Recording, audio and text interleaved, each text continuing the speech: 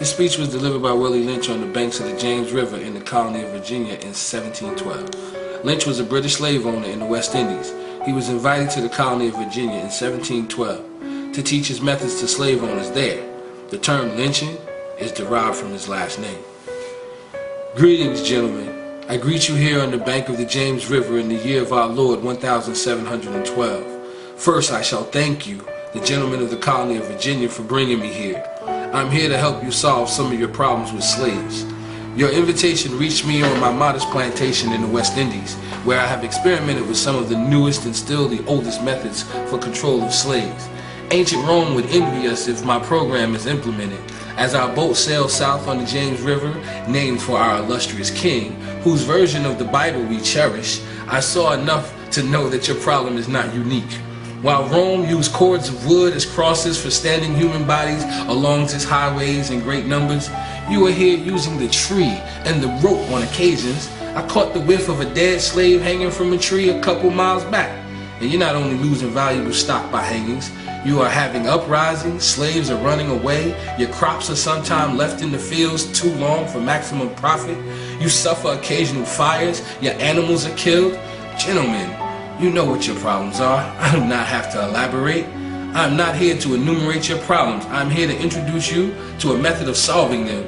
In my bag here, I have foolproof method for controlling your black slaves. I guarantee every one of you that if installed correctly, it will control the slaves for at least 400 years. My method is simple. Any member of your family or your overseer can use it. I have outlined a number of differences among the slaves, and I take these differences and I make them bigger. I use fear, distrust, and envy for control purposes. These methods have worked on my modest plantation in the West Indies, and it will work throughout the South. Take this simple little list of differences and think about them. On the top of my list is age, but it's there only because it starts with an A. The second is color or shade. There is intelligence, size, sex, sizes of plantations, status on plantations, attitude of owners, whether the slaves live in the valley, on a hill, east, west, north, south, have fine hair, coarse hair, or is tall or short. Now that you have a list of differences, I shall give you an outline of action. But before that, I shall assure you that distrust is stronger than trust, and envy stronger than adulation, respect, or admiration. The black slaves, after receiving this indoctrination, shall carry on and will become self-refueling and self-generating for hundreds of years, maybe thousands. Don't forget, you must pitch the old versus the old black male versus the young black male.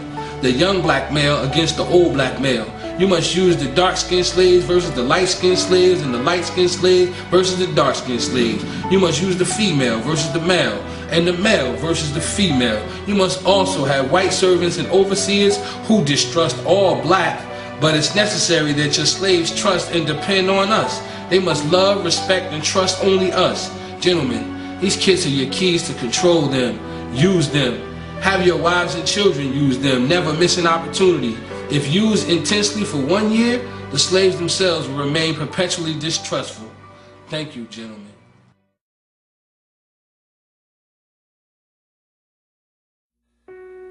First and foremost, I want to thank everybody for taking their time out to listen to the Willie Lynch letter.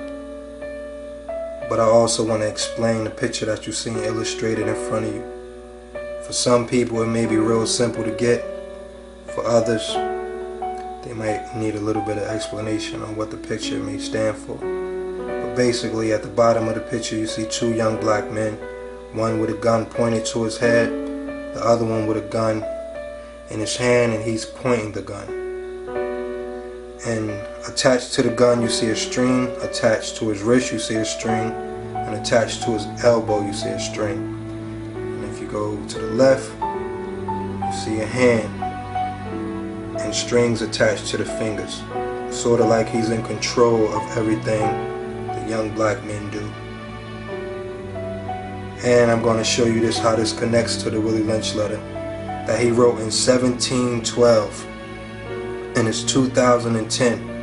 And in the letter he said, this may last for 300 to 1,000 years, and the plan he implemented is still here today.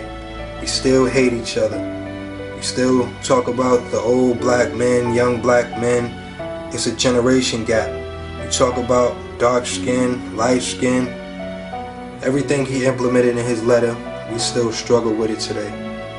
So basically, if you got enough time where you can go read the Willie Lynch letter and see how it affects you every day, you know, I think you would gladly appreciate it. So I just want to thank everybody. It's Dash Living. They say we don't read, so you got to put everything in video or video format. So that's what I did for y'all, for the youth, and for people that's not going to read and take their time out. To everybody, they think they make their own decisions, they think they make their own choices. When the whole way your genetic trait and your DNA works, with somebody drawing up and creating it. So you live and you think, and your thought process is what someone created. So Undeniable TV, Dash Living, I'm out.